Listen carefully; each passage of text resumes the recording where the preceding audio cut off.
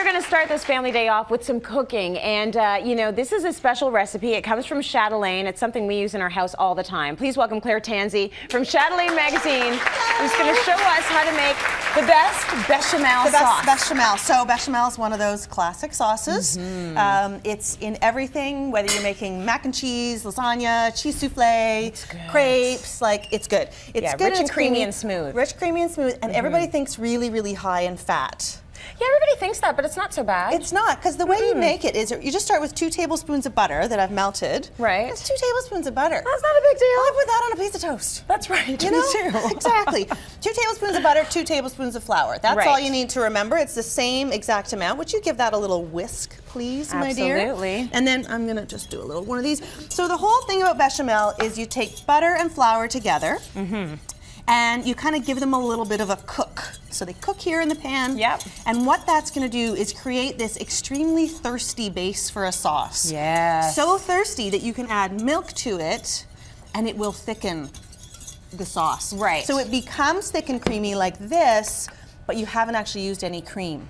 Yeah. If you want it. And you threw in what, like skim milk? Skim, 2%, 1%, what have you got in the house? That's not bad for you. You can use people. soy milk, my goodness. Yes, you can. It works, unsweetened. Would you ever use almond milk for that, or is that just wrong? No, you can use almond milk. I've done that before.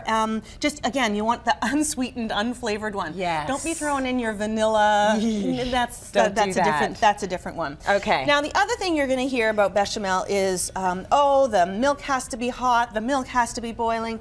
Oh, you know, I don't worry about any of that stuff. It just doesn't. So you just pour your milk in a little bit at a time, and because the butter and the flour are mixed together, come back in with the whisk.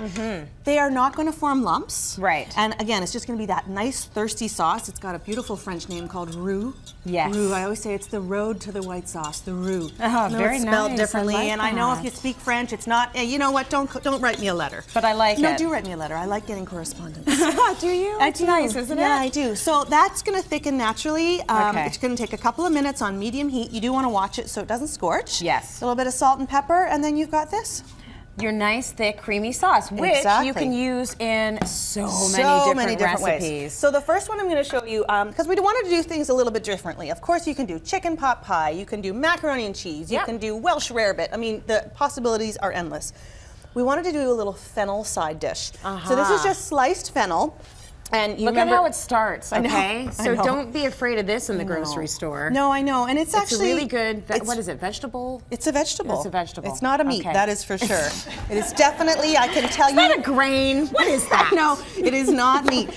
So fennel, you know, I always say to tame something, you just take its head and bottom off, and then you just want to kind of trim it. If it's got some of those scaly bits on the outside, toss them. And then now it's got a little bit of a core. So much more manageable now. Look at that. It's nice and docile. It smells so good. Yeah, it does. It smells like licorice.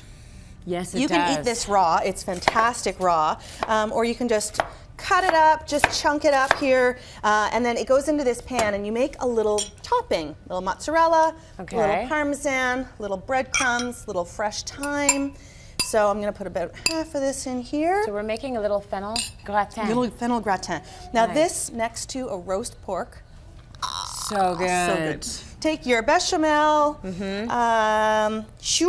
nicely like this. You would imagine you'd have about double that amount of fennel. Put the topping on, put it under the broiler. Absolutely glorious. And when you're putting it on the broiler, we've talked about this a few times, like keep your eye on it. Keep your eye on it. And how long does that usually take? Well, it depends on your machine. It does. Now you got to cook it first. So actually, I said broil, I meant oven. Okay, put it in the oven. Put it in the oven. And then, you know, you got your tin foil on hand in case you need to cover it. It takes about 20, 25 minutes. Beautiful. Yeah, gorgeous. You got, you know, a good meal for the family. Indeed. So the other thing you can do, and when I hear the word poutine, all I think is, oh, thighs, because I ate poutine for a good 4 years when I was in university, and that's what it did. It gave me a nice bum and thighs. Yes, it is. It's good. It's good. This, however, is poutine made from sweet potato fries, which is already way healthier than the poutine I'm used to eating. Yes. And you're going to use a bechamel sauce instead of the gravy. Indeed. Right? So you take your straight bechamel again, and you can take a little bit of, this is chipotle puree. Now, I've talked about this before. It comes in a can at the grocery store. Yes. You just either mince it or throw the whole thing in the blender,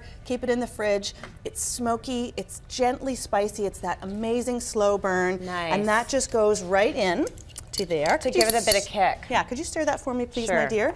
Then you take your sweet potato fries. Now, I know you think they're extremely healthy. Well, they're not extremely healthy. I didn't go there. Okay, we're not going to go there because yeah, they're not extremely healthy, but they're healthier than a deep fried. Did you deep fry them? no, they're baked. See? You Okay, see? so they're Oh, baked exactly. already. That's great. So It's a they're sweet baked. potato, which is a vegetable. So we got a couple We're things going we're on. already there. Right? And to make a poutine, of course, you want cheese curds. Yes. And so we get these gorgeous cheese curds. Oh, I love cheese curds. Oh, and then is our sauce good and ready over there? Oh, yeah. It's Okay. perfection. So now I'm thinking this is a single portion for me, right? Absolutely. This is what I'm going to have while I am watching Top Chef Canada or, yep. you know, one of my other I'm favorite with ya. shows. Can I go for it? Is this a bachelor food for you? It is. It Oh, yeah. totally is. Nice big fork. So you just pour that on top, and because the sauce is warm, it's going to gently melt the cheese. Oh, man. Now, if you want What to a make good, things healthy fancy, meal. look at that.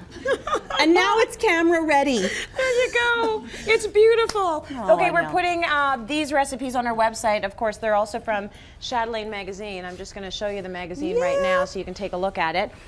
Beautiful, nice spring recipes, which Always. is great. Yeah. People getting back in the kitchen, but of course, we want things to be a little bit lighter for the season.